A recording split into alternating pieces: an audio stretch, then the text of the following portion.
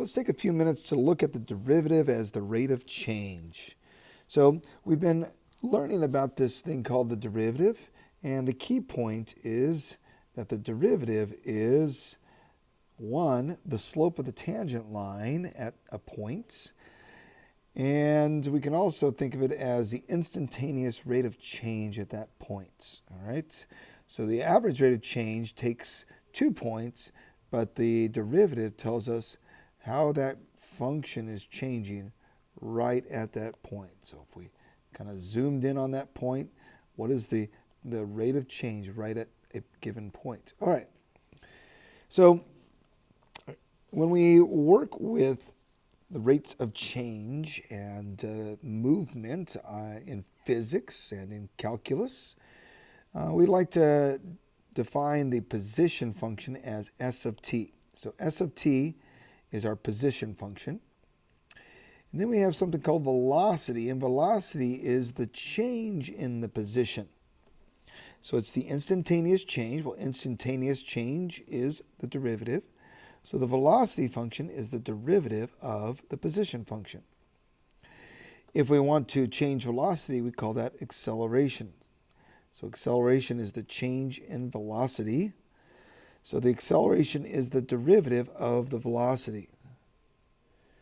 Now, we can also say that the acceleration is the second derivative of position. So this might be kind of a new thing. This symbol here is called the second derivative, which just means we're going to find the derivative once and then find it twice.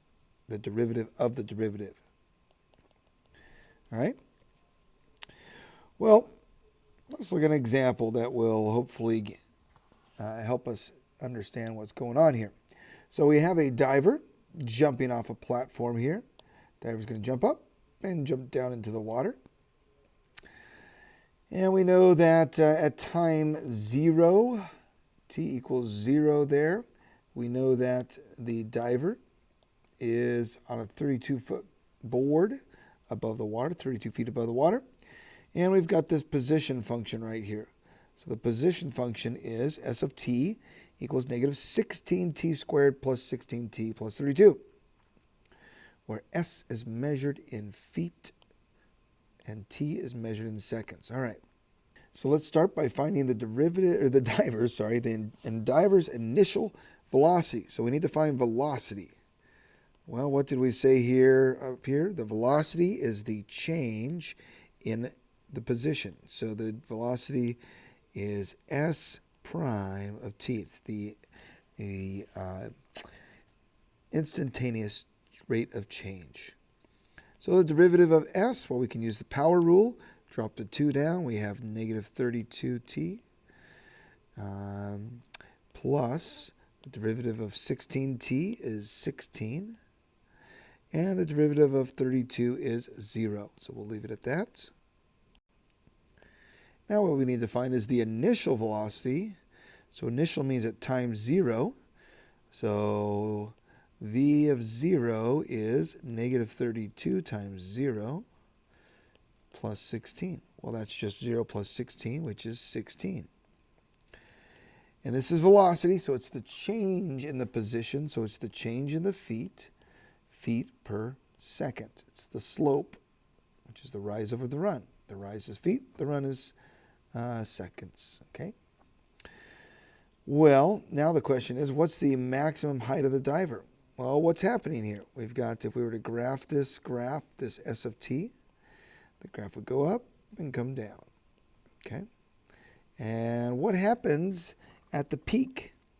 Well, at the peak, the velocity is 0. So velocity of v of t is 0 at the maximum. So we need to take the velocity function and set that equal to 0. In other words, negative 32t plus 16 equals 0. Subtract 16 from both sides. And divide by negative 32, we get t equals 1/2. So we know when it reaches the maximum, but the question was, what will the maximum height be? So let's plug this into our function for position. So what is that maximum height? Let's find that out. What is s of 1/2? Well, that's negative 16 times 1/2 squared. And that's plus 16 times 1/2 plus 32. Well, this is 1/4 times negative 16, that's negative 4. 1/2 of 16 is 8. And 32. Okay? So we add this together. We've got 40 minus 4, that's 36. And that's at 36 feet. This is the height. Okay? So this is the max height. Okay? Well, when does a diver hit the water? Well, what do we know about the time when it hits the water? Well, that's going to be a height of 0. So we want to know when S of t, which is negative 16t squared plus 16t plus 32, when is that equal to 0? Well, setting that equal to 0,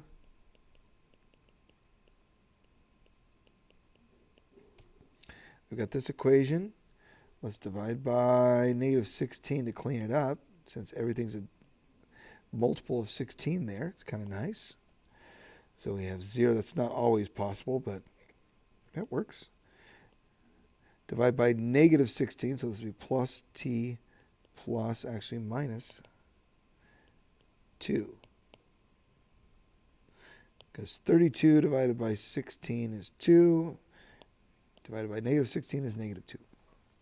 So we have a little quadratic equation. We can factor this. Two numbers that add to 1 and multiply to negative 2. Well, that's going to be 2 negative, and actually 2 positive, and negative 1. And solve that up. We get t equals negative 2. That makes this 0. What makes this 0? T equals 1. So t equals negative 2 or t equals 1. Well, the time can't be negative, so it's got to be positive 1. Okay? So when t equals 1, we'll have the maximum height. No, I'm sorry, the water will hit the water. The diver will hit the water. Okay, so we now know when the diver hits the water. We know how high he's going to go. Well, now what's the diver's velocity at impact? Well, we know it's going to hit at 1 second, so what's the velocity at 1 second? Well, let's plug it in. We've got our velocity function up here. Negative 32 times 1 plus 16. That's negative 32 plus 16, which is negative 16 feet per second. Okay? So negative meaning it's going down. So the diver is going down in a negative direction. All right, and last but not least, what's the acceleration? Well, let's find the acceleration function. The acceleration function is the velocity, the derivative of velocity, that is. So the derivative of the velocity, let's look at this velocity function. Derivative of negative 32t is negative 32. Derivative of 16 is 0. So the acceleration is negative 32. It's always negative 32. So it doesn't matter what t is. At 1/2, it's negative 32. At 1 second, it's negative 32. Okay, so the acceleration is negative 32 feet per second squared. We say feet per second squared because it's changing at 32 feet per second every second. So that's the idea. That's how we use position, velocity, and acceleration. Again, velocity is the derivative of position, and acceleration is the derivative or the change in velocity. All right. Hope that helps. Thanks a lot.